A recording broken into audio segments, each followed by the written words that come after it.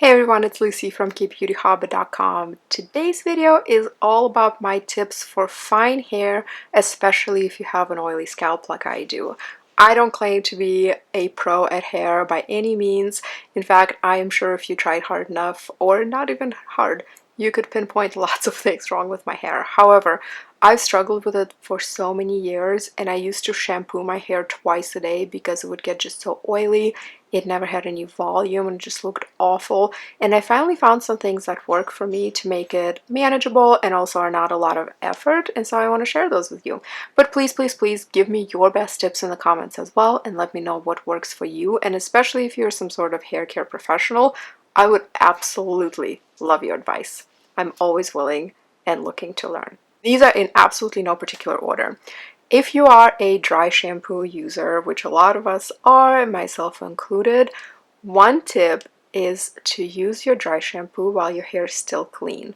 So if you usually use dry shampoo on the morning of, let's say, day 2, meaning the next day after you wash, put that in your hair before bed on day 1. So while your hair is still clean, spray that in, don't brush it out, don't massage it in, don't do anything. Just spray in your dry shampoo. I usually braid my hair before bed. So do whatever it is you do with your hair before bed and go to sleep, and in the morning brush it out.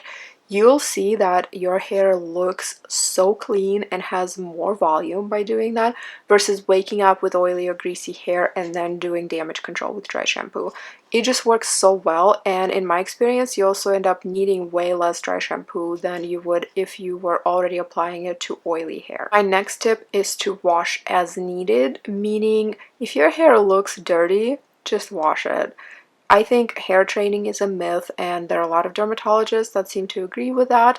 It seems to me, and again, I'm not a professional, that there are kind of these two camps of thoughts. There, on one side, we have dermatologists like Dr. Dre who say, wash your hair when you need to. And even Dr. Pimple Popper, I love her channel, but years ago, she had this series where she had other doctors on her channel as well, and they had this video about hair, and one of them was saying the same thing, that you don't train your hair. You can't really train your hair to go longer between washes. Yes, if you're overstripping your hair, it could potentially be producing too much oil, and then switching your products might improve the situation. But if your hair or your scalp is dirty, just wash it. Caking on more dry shampoo, more dry shampoo, more dry shampoo by just trying to go a week or a week and a half without washing, it can actually hinder the hair growth. It can cause all that buildup. It can cause this yeast growth on there. And all of that is harmful to the hair. And I don't know about you, my hair is super, super fine. I don't have any of it to spare. Like, I need to keep what I have. So I don't want it to break or not grow because I don't want to wash it, as frequently as it needs it. So this is vastly individual. It completely depends on your hair type and what you can handle or what your hair can handle. But my advice is wash as needed. Don't just go by these arbitrary rules that washing your hair every day is bad. It's not bad. If that's what your scalp needs, do that. So my hair is very straight, very, very, very fine. And I found over the years that a blunt cut with minimal or no layers is what makes it look the best. Because when I get layers, yes, it might look okay here in the top layers. As we get to that lowest, the longest layer, there's no hair left. It looks sad. It looks like a makeup brush that's been used too many years and has lost most of its hair. It just looks so weird. And then when I get a cut that's not blunt and layers, it just looks ripped.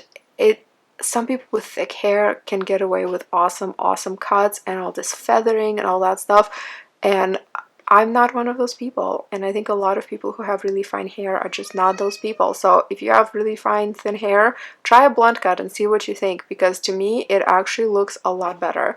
And also for me, having my hair not super long helps as well, because the longer it is, the heavier it gets, the more it pulls right here, and the less volume I have at the root.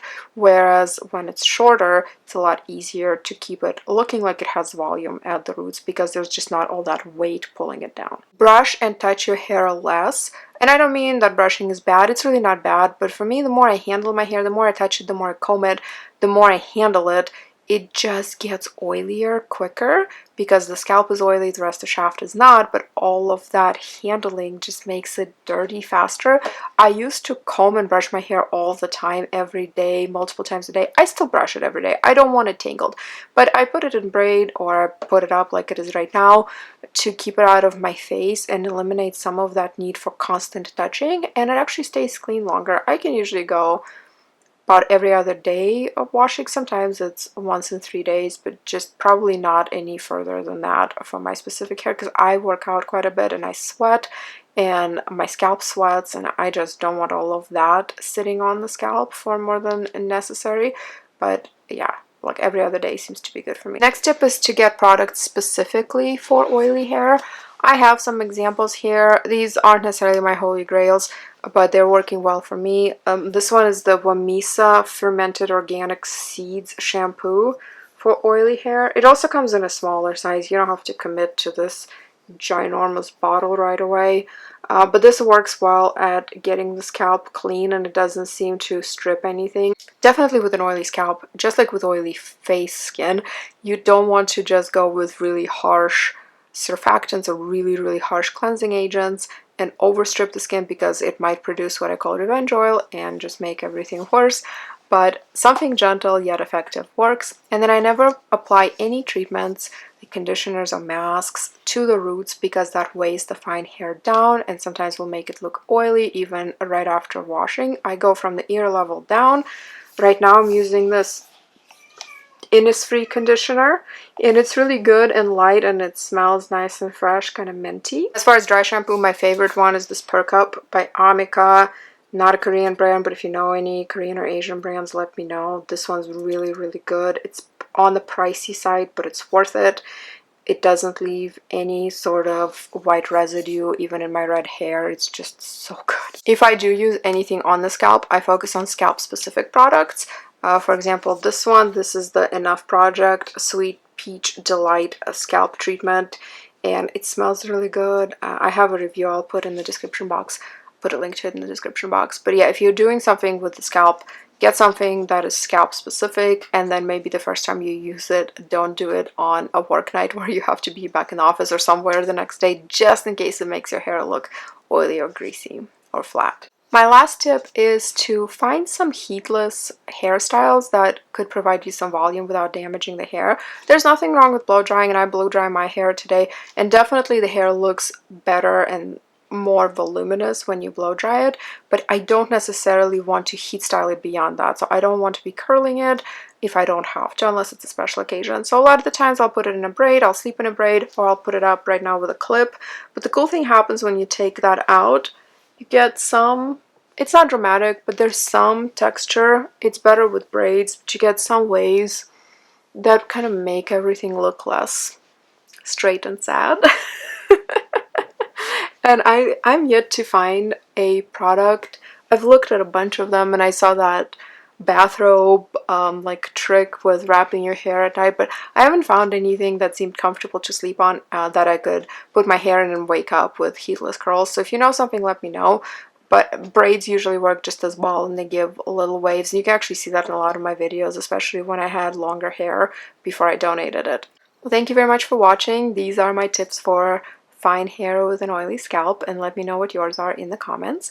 You can find me on Instagram at KBeautyHobbit, my blog KBeautyHobbit.com, and in my Facebook group Korean Beauty Fanatics. I'll see you in my next video. Until then, please remember to always listen to your skin. Thank you so much. Bye.